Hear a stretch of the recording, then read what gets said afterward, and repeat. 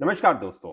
Income tax department की तरफ से काफी टैक्स पेयर को सेक्शन 1431 के अंदर यहाँ पे रेड कलर का इंटीमेशन लेटर इशू किया गया है, जो कि किसी भी असेसमेंट ईयर के लिए हो सकता है। असेसमेंट 24, 25, 25, 26 किसी के लिए आपको हो सकता है गाइस यहाँ पे। तो आज की वीडियो में डिस्कस करेंगे कि इस डिमांड लेटर को आपको कैसे इनकम टैक्स पोर्टल में जाकर व्यू करना है, इसका कैसे आपको रिप्लाई करना है। इवन काफी बार क्या होता है, टैक्स पेयर यहाँ मिस्टेक कर रखी होती है, जिसकी वजह से उनको डिमांड अराइज की जाती है। तो इस तरह की डिमांड को कैसे आप नील अमाउंट पे करके रिप्लाई कर सकते हैं, इन सभी चीजों को हम डिटेल में देखेंगे। फॉर स्टार्टिंग दिस वीडियो, अगर आप चैनल पे नए हैं तो चैनल को जरूर सब्सक्राइब कर लें, बेल आइकन क्लिक करें। इस वीडियो को जरूर लास्ट तक देखना गाइस यहाँ पे, क्योंकि मैं सभी चीजों को डिटेल में डिस्कस करूंगा, जिससे आपकी पूरी डिमांड यहाँ पे नील हो सकती है गाइस यहाँ पे। Let's start the video. So guys, सबसे पहले आपको इनकम टैक्स पोर्टल पे लॉगिन होना है, ई फाइलिंग वाले ऑप्शन पे जाना है। यहाँ पे व्यूअर फाइल रिटर्न, जो भी आपने रिटर्न फाइल को यहाँ पे विजिबल हो जाएगा यहाँ पे। उसके बाद आपको सबसे नीचे आना है, जिसके अगेंस्ट यहाँ पे डिपार्टमेंट ने डिमांड इशू की गई है, जो कि देखिए 9 अक्टूबर 2025 यहाँ पे डिमांड इशू की गई है। जो भी आपने आईटीआर 3 फाइल की थी, उसके अगेंस्ट यहाँ पे डिमांड इशू की है डिपार्टमेंट ने। तो इसका इंटीमेशन लेटर आपको यहाँ पे डाउनलोड कर लेना है। डाउनलोड करने के बाद आपको इंटीमेशन लेटर से रेड कलर का ओपन हो जाएगा,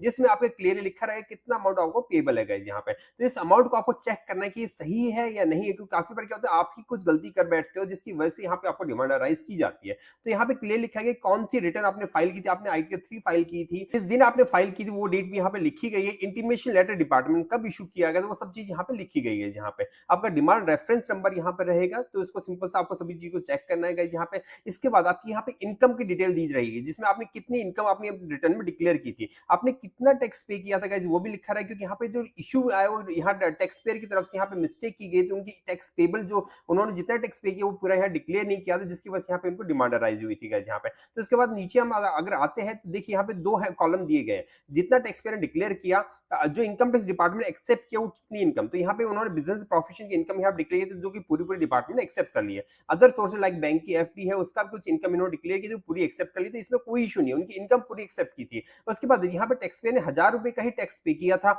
उन्होंने डिक्लेयर किया गाइस यहाँ पे। जो टैक्स पेयर डिक्लेयर किया डिपार्टमेंट उसको एक्सेप्ट कर लिया गाइस यहाँ पे। पर यहाँ पे डिपार्टमेंट की तरफ से यहाँ पे बोलते हैं 3270 रुपए का उनको टैक्स पे करना है गाइस यहाँ पे। तो 3270 पे यहाँ पे डिपार्टमेंट ने एडिशनल टैक्स लगाया गाइस यहाँ पे, जो कि 3837 रुपए आपका टोटल टैक्स बनता है। जिसमें क्योंकि टैक्स पेयर ने 1000 रुपए जमा कराया, तो यहाँ पे डिपार्टमेंट उनको 2837 की यहाँ पे डिमांड आपको रेज कर दी, जो कि राउंड ऑफ में 2840 होती है यहाँ पे। यहाँ पे टैक्स पेयर ने क्या मिस्टेक की गई, यहाँ पे उसकी डिटेल यहाँ पे दी गई है। यहाँ पे देखिए प्रॉपर आप देखोगे तो आपको खुद ही पता चल जाएगा आपने क्या गलती की है यहाँ पे। तो देखिए यहाँ पे आपने बिजनेस इनकम डिक्लेयर की, अदर सोर्सेज इनकम आपने डिक्लेयर, जो कि डिपार्टमेंट ने सेम जो डिक्लेयर किया इनकम टैक्स डिपार्टमेंट एक्सेप्ट किए गए यहाँ पे। उसके बाद यहाँ पे टैक्स पेयर ने ये स्पेशल रेट की इनकम है, जो कि गेमिंग की इनकम थी, वो भी यहाँ पे डिक्लेयर की है। क्योंकि आपको पता है गेमिंग की इनकम सीधा स्ट्रेट फॉरवर्ड 30% टैक्स डिक्लेयर होता है, पर यहाँ पे टैक्स पेयर ने केवल यहाँ पे 1000 रुपए का टैक्स डिक्लेयर किया, जो कि ऐसा नहीं होता है। क्योंकि इनका कुछ अलग से टीडीएस भी कटा होगा, जो उन्होंने यहाँ पे इनकम टैक्स जो रिटर्न फाइल की उसमें शो ही नहीं किया। यहाँ पे उन्होंने केवल टैक्स पेबल कितना 1000 रुपए शो किया है, जिसकी वजह से यहाँ पे देखिए डिपार्टमेंट जो डिमांड रेज की उसी स्पेशल रेट जो इनकम है, उस पे आपने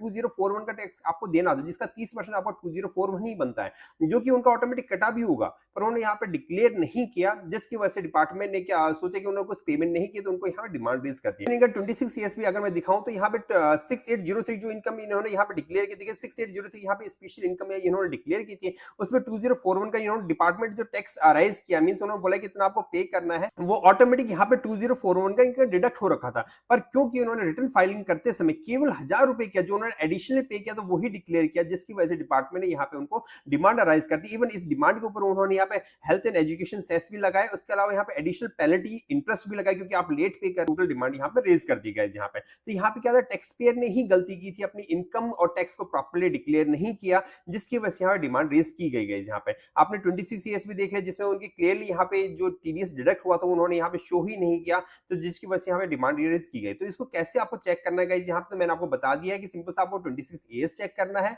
अब मैंने उनका एक्नॉलेजमेंट रिसिप्ट भी दिखाऊं, तो यहाँ पे देखिए 1000 रुपए का ही उन्होंने टैक्स दिखाया कि उन्होंने 1000 रुपए का ही टैक्स पे किया। तो इसमें डिपार्टमेंट की कोई गलती नहीं है, यहाँ पे टैक्स पेयर की तरफ से ही यहाँ पे इनकरेक्ट डेटा इनपुट किया गया है, जिसकी वजह से यहाँ पे डिमांड रेज की गई। तो इनकी डिमांड का रिप्लाई करने के लिए आपको पेंडिंग एक्शन पे जाना, रेस्पॉन्स या आउटस्टैंडिंग डिमांड पे जाना है यहाँ पे। उसके बाद जो भी आपकी डिमांड यहाँ पे दिख रही होगी, उसमें सबमिट योर रेस्पॉन्स पे आपको जाना है यहाँ पे। अगर आप डिसएग्री हैं तो उस केस में आपके पास ऑप्शन रहेगा, यहाँ पे ऐड करेंगे रीजन को, आपको सिंपल सा यहाँ पे उसे सबमिट करना है यहाँ पे। तो इसको सबमिट करने का डिपार्टमेंट उसको रीप्रोसेस करेगा आपके रिटर्न को।